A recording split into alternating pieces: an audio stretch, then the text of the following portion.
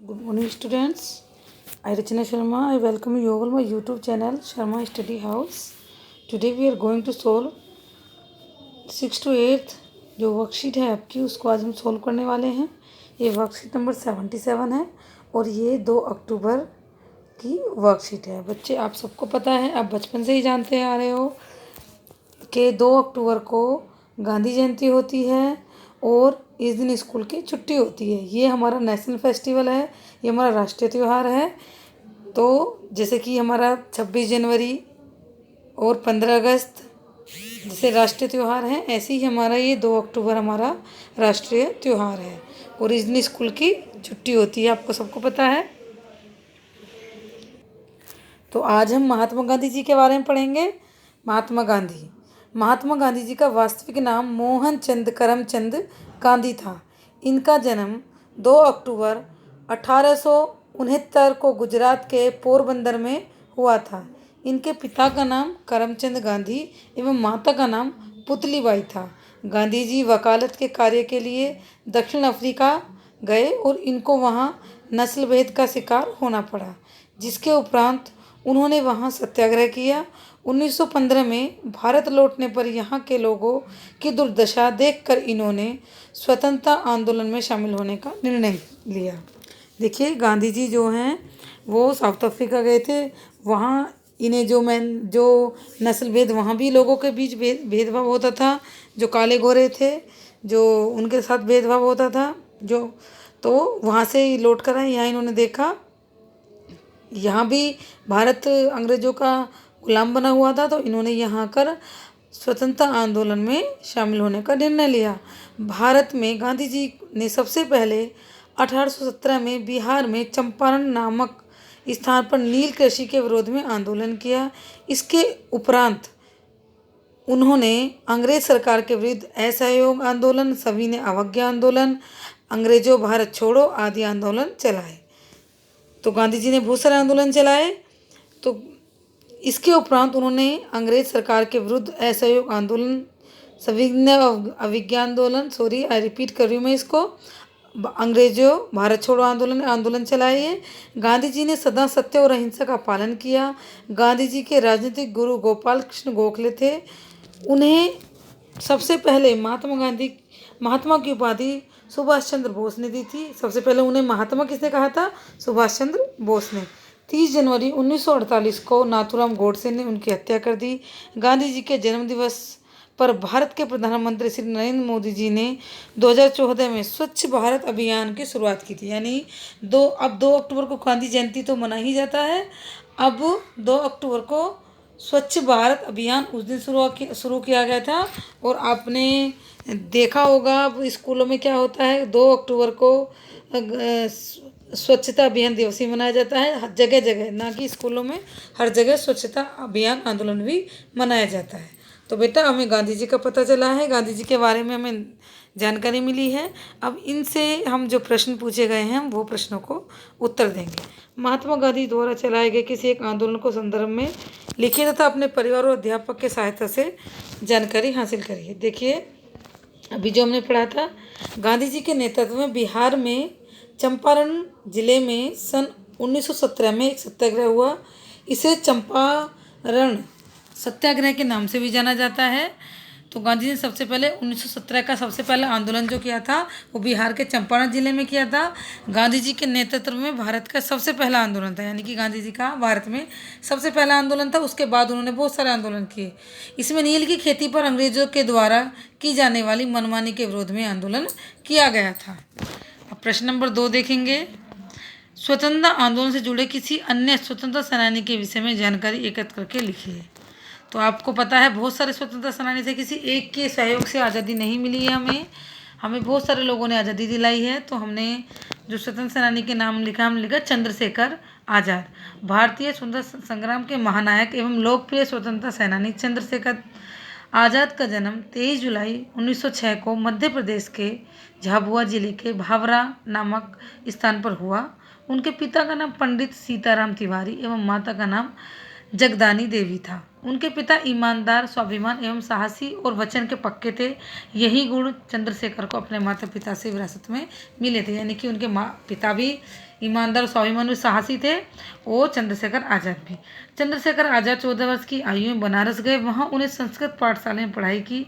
वहाँ उन्होंने कानून भंग करके आंदोलन में योगदान लिया, यानी कि 14 साल से ही वो स्वतंत्रता सेनानी बन गए थे। उन्होंने आंदोलन में भाग लेना शुरू कर दिया था।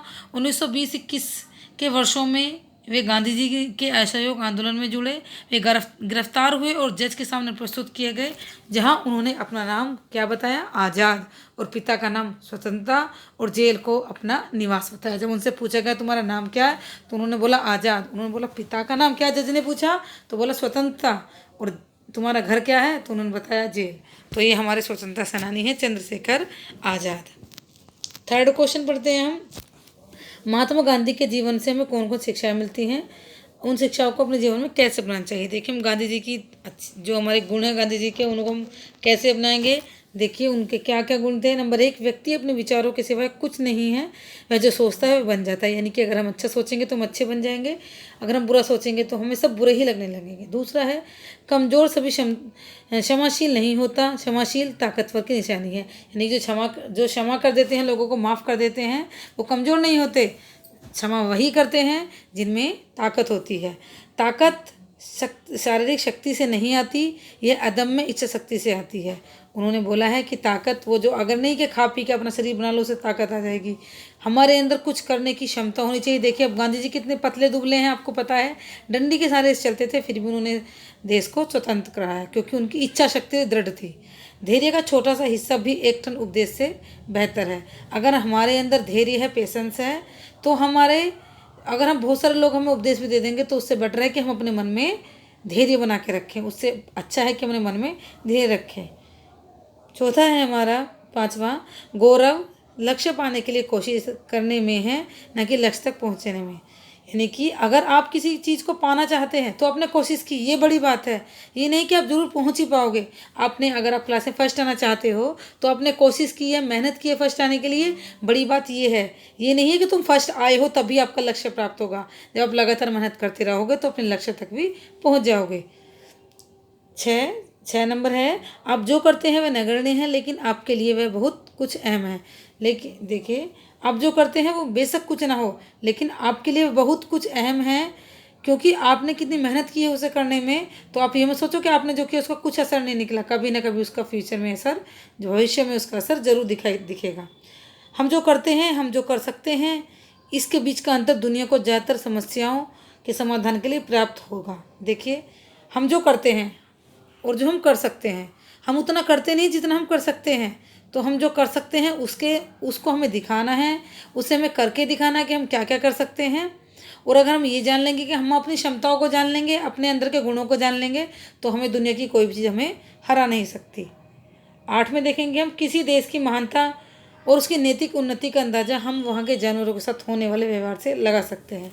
यानी कि अगर कोई देश महान है, किसी देश में नैतिकता है, तो वहाँ के लोग उनके जानवरों के साथ भी अच्छा व्यवहार ही करते होंगे।